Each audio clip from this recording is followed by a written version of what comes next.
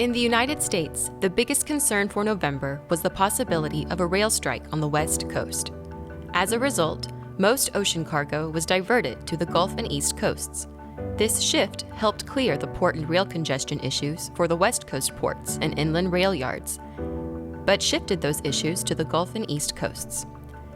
To add to challenges on the East Coast, on November 10th, a late-season tropical storm increased in strength and became Hurricane Nicole. The hurricane made landfall near Vero Beach, Florida, then made its way up the East Coast, impacting the ports of Miami, Tampa Bay, Jacksonville, Savannah, and Charleston before weakening into a tropical storm and heading back into the Atlantic Ocean. Simultaneously, the world's economy continued to slow, with steamship lines and airlines pulling capacity from Transpacific routes. The reduction in demand outpaced the reduction in capacity, which resulted in a continuous drop in rates for both air and ocean transportation.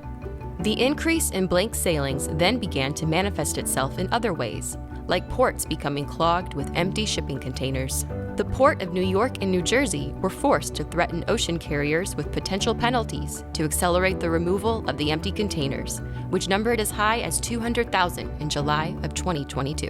On November 14th, the Australian supply chain became an area of focus as the nation's largest tugboat operator planned a crew lockout over a bitter 3-year pay dispute.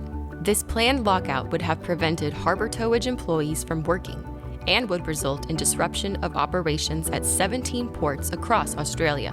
On November 17th, Australia's Fair Work Commission announced that the lockout would not proceed as planned. In northwest China, a deadly fire led to the death of 10 people due to zero COVID lockdown measures. Protests spread to major metropolises across China. On December 3rd, it was announced that there would be an easing of testing and quarantine rules. In Korea, on November 23rd, trucker unions began a nationwide walkout, causing estimated daily losses of about $224 million. This is the second major strike in less than 6 months by thousands of truckers demanding better pay and improved working conditions. On November 29th, the South Korean government took the unprecedented step of involving tough strike-busting laws after failing to reach a deal with unions. This marks the first time that a South Korean administration issued an order to force transport workers back to their jobs. As of December 5th, the strike organizers said they would defy the order. Back in the U.S., the rail strike was delayed by the Brotherhood of Maintenance Way, pushing it back to early December.